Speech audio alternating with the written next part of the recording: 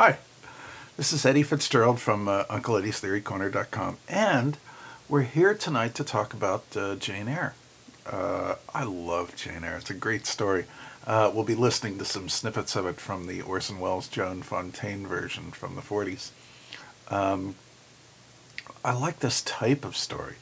I like the idea of the Gothic romance of the the virtuous young person who gets swept into the intrigues in a giant manor house, the kind of thing that looks great in perspective shots, when you look up at it at night, at the tumultuous clouds overhead and the flash lightning and the, frightening sounds on the corridors at night in the darkness. And somehow in the middle of all that, this girl finds love and romance. Whoever thought of uniting romance and horror was a genius. I would have said it was impossible if somebody had asked me, 150 years ago. I can't do it. Two separate things exist in different worlds. And yet they're a perfect synthesis. I mean, maybe even the best love stories are written this way. Who would have known? Makes you wonder what other kinds of syntheses are out there just waiting to be, melded by the right person. So I only have time to play some things from the beginning. Really, we'll be talking about the beginning of the film, the setup for the film.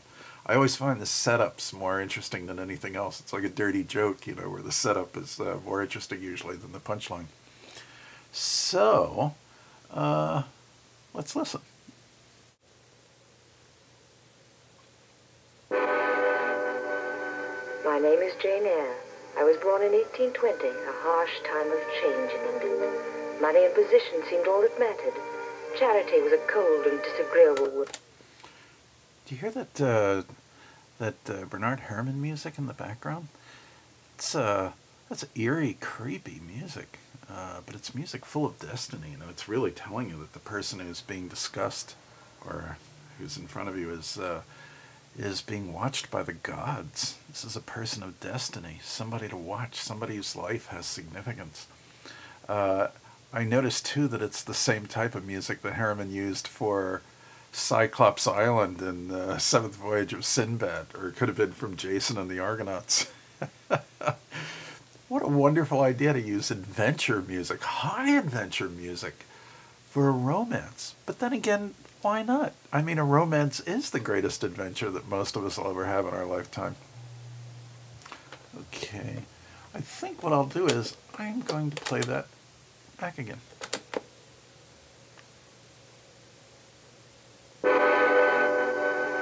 My name is Jane Eyre.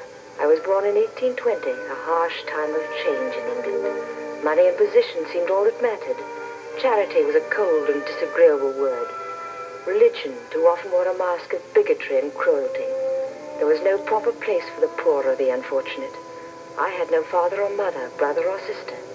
As a child, I lived with my aunt, Mrs. Reed of Gateshead Hall. I do not remember that she ever spoke one kind word to me.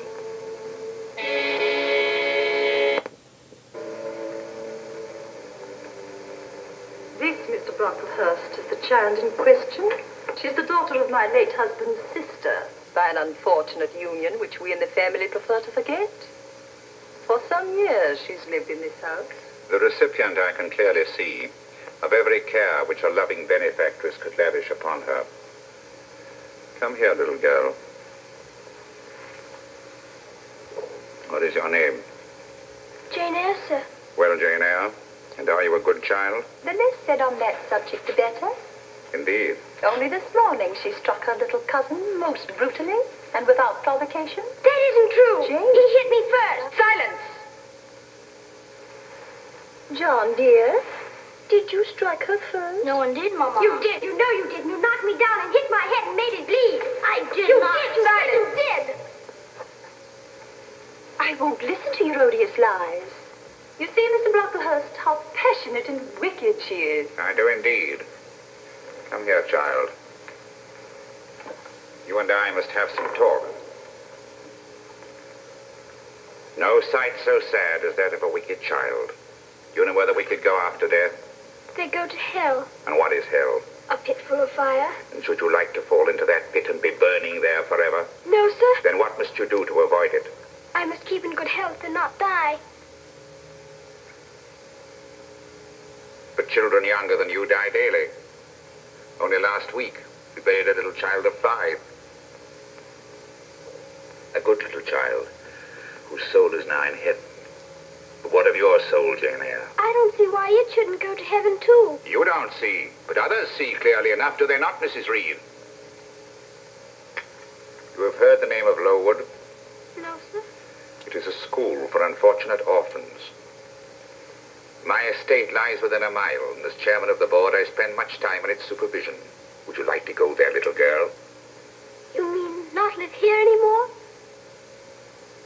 I don't know what Aunt Reed would say. It was your kind benefactress who suggested the plan. You wish to go? Yes, sir.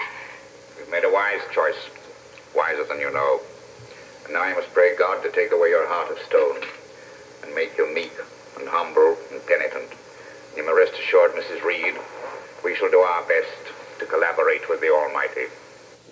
Goodbye, Mrs. Reed. I hate you and I hate everything about you. I'll never come and see you when I'm grown up, and I'll never call you aunt as long as I live. And if anyone asks me how you treated me, I'll say you are bad and hard-hearted and mean. The very sight of you makes me sick.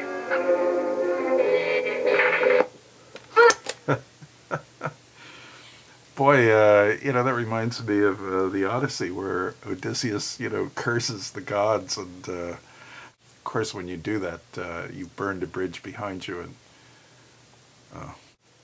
here's a scene from a little later on in the story. Jane is at this orphanage, and it's hell on earth there. She's treated real bad. All the orphans are treated bad. It's what more gruel type situation, and so she's punished all the time.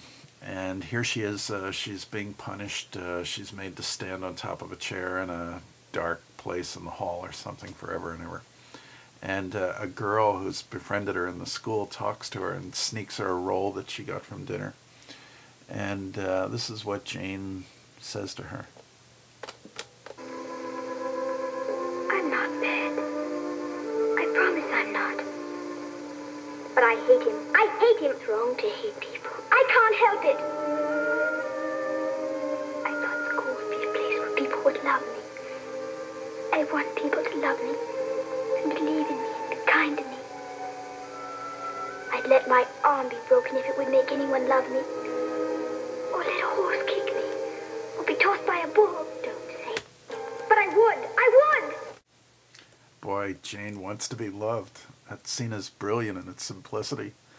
Well, here's another one. The friend who's talked to her here has just died a little later on in the story, and Jane escapes from the school to throw herself on her friend's grave.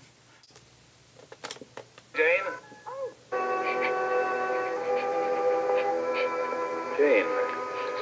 Come, Jane. No, I want to stay here. I want to be with Helen. Helen isn't here.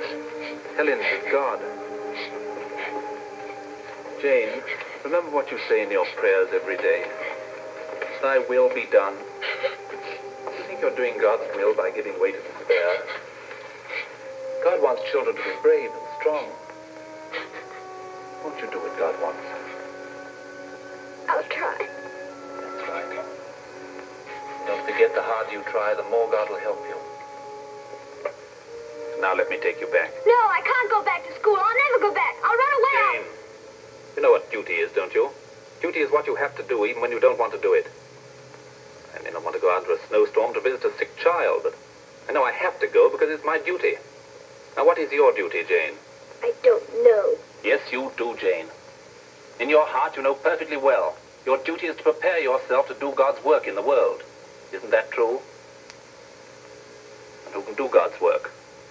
An ignorant woman or an educated one? Yes, you know the answer to that. And where can you get an education, Jane? Where? At school. Precisely. So you know you have to go back to school, even though you may hate the very thought of it. Isn't that true? Well, I guess that's all there's time for. Okay, talk to you next time. Hope you had fun. Bye.